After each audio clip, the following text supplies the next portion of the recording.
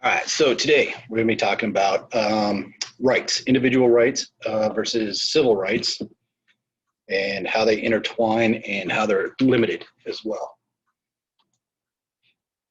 So individual rights, they are liberties of each individual to pursue life goals without interference from other individuals.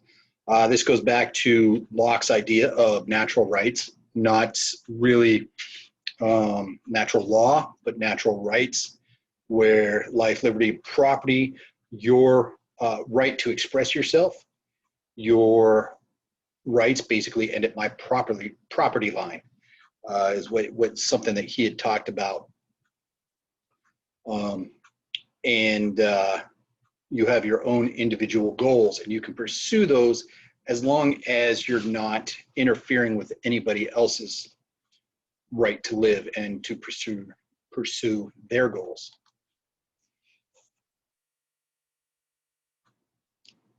A little bit of history.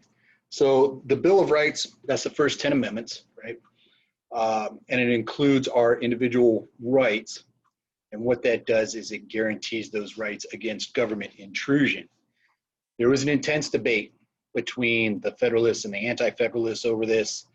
The Federalists, their basic belief was they didn't want to enumerate the rights, as it means write them down. They didn't want to write down those rights because they thought that we would be limited to only the rights that they wrote down. The Anti-Federalists said we better write at least something down, or else the government will encroach on those rights over time and do away with those rights. Turns out they were both correct. We have been limited more or less to those rights that are enumerated in the Constitution, and the government has also encroached on those rights as well, on other rights. So they were both right. It was good to have the debate, but in the end, we ended up with this Bill of Rights enumerating these rights. It was ratified 1791. If you remember, 1789, that's when the Constitution was ratified. This was probably the only time I can think of off the top of my head where a major movement was made on a promise. There were several states, it wasn't just one state, but there were several states who ratified the Constitution on the promise that a Bill of Rights would be added to that Constitution, whether in the text of the Constitution or tacked on later.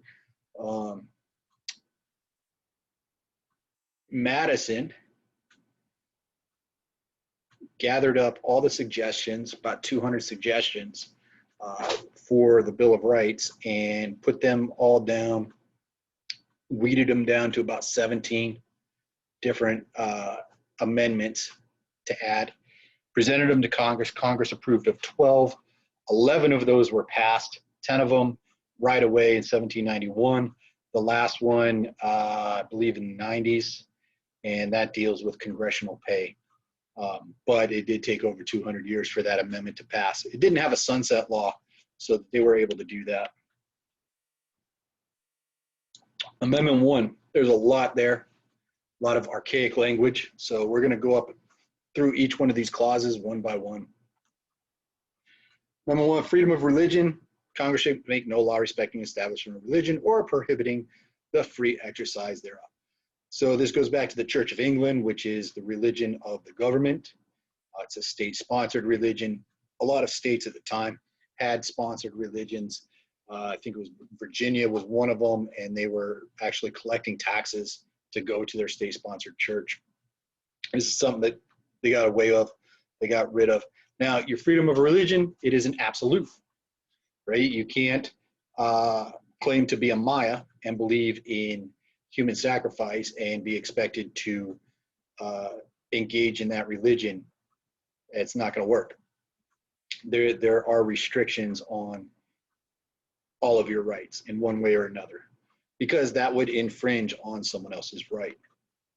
Freedom of expression, there's a couple of Supreme Court laws. We're going to go for rulings, Supreme Court rulings in later lessons that talks about how you do as a student, this being important, as a student, you do have freedom to express yourself.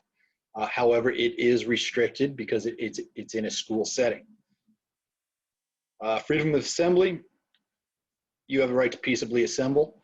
If your group gets too big, though, there's some restrictions on that. You need a parade permit, and this is mostly so that the city, they won't restrict your speech, but they will make sure that they've got emergency services out there to help you out, make sure the roads are closed if you're having a big, large gathering, so you don't shut down the city and that kind of thing. Make sure you're paying for cleanup crew afterwards if you leave a mess, whatever. You have the right to petition the government. Absolutely. You can actually go to the White House and petition the government, make a petition yourself. If it gets enough signatures, then the White House, the executive branch, will respond. I think this is kind of a self-imposed thing, but they responded. There was a petition years back where, why don't we build the Death Star? And they took it seriously. They got enough, there was enough signatures on that petition that the White House took it seriously, and they actually ran the numbers on why it's not feasible to build the Death Star. So even ridiculous suggestions you can petition the government for. Second Amendment, right to bear arms. If you look here, the right of the people to keep and bear arms. There was recent SCOTUS decisions, Supreme Court decisions, that stated this is a individual right, not a collective right. There's basically the big split was between well-regulated militia, being a collection of people, or the people, we the people, being individuals grouped together, whether that was an individual. It was Heller v. DC, and then the follow-on, which said the states had to comply by that ruling as well, was McDonald v. Illinois. Amendment 3, quartering of soldiers. This has only come up once that I know of back in the 80s, and it dealt with putting National Guard troops in a prison barracks during a prison riot, and the guards who were housed in that barracks took the case, took an Amendment 3 case up. Amendment 4, search and seizure. You have a right to be secure in your people, or in your person, your property, your papers, whatever. There are limitations to this. For instance, if you get pulled over, the cop can look through the windows, but he can't dig around underneath your seat without a warrant. He can't just open up the trunk. You have to give your permission, or they've got to get a warrant. Due process, the full extent of the law has to be leveled against you. You have to go to trial. There has to be witnesses. There has to be evidence against you. You can't just be tossed in jail. That's what due process means. Also, twice put in jeopardy. That's double jeopardy. You can't be charged for the same crime twice. And you can't be compelled. You can't be forced to witness against yourself. So you see on TV and stuff where they respectfully, Your Honor, I refuse to answer that question on the grounds that it may incriminate myself, or I take the Fifth. This is the Fifth Amendment, and they're taking the Fifth. They're not going to testify against themselves. Speedy trial. I've actually seen this work in real time. I went to traffic court over a traffic ticket, and the case in front of me, the one the judge was hearing, also dealt with another traffic ticket. But for whatever reason, it had taken a year for the guy to get into court, and the DA wanted to push the case out again. And he said, Your Honor, I've got a right to a speedy trial. This has taken a year, and now they want to extend it any longer. And the judge said, you know what, you're right, case dismissed with prejudice, meaning the district attorney couldn't bring it up again. So I've seen that speedy trial. You have a right to it. You should demand it if it's dragging out, taking too long. Trial by jury of your peers, same socioeconomic class. You don't get so that you don't end up with a bunch of rich guys out there judging you, or if you're rich yourself, you don't end up with a bunch of poor guys that hate you for being rich out there. No excessive bail.